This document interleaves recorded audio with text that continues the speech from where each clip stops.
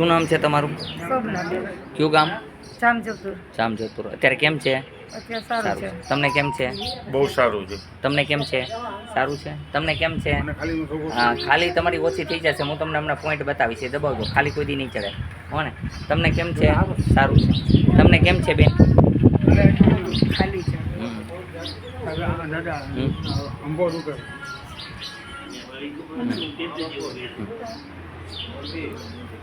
બોલો જી હનુમાન.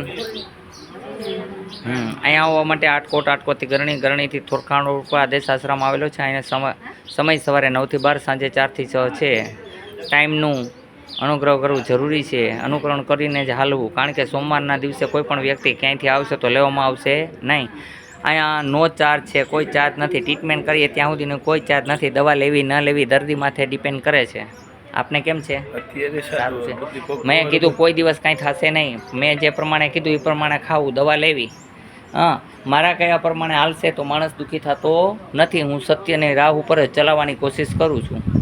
અહીંયા હિન્દુ, મુસલમાન, શીખ, ઈસાઈ કોઈ નાત જાતના ભેદભાવ નથી. એ બધા ભેદભાવ રાજકારણમાં હોય છે. અહીંયા કોઈ પણ પ્રકારના ભેદભાવ નથી. અહીંયા હરેક વ્યક્તિ માટે દર્દની દવા છે. માનવ સેવા જ પ્રભુ સેવા છે. હું હરેક વ્યક્તિમાં અલ્લાહ અને ઈશ્વર બધાને જોઈ શકું છું. એટલે મારી માટે બધા સરખા જ છે.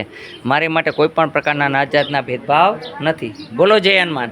ગરીબ અમીર સૌ સરખા છે. અહીંયા કોઈની લાગવગ પણ ચાલતી નથી. જય હનુમાન. જય હનુમાન.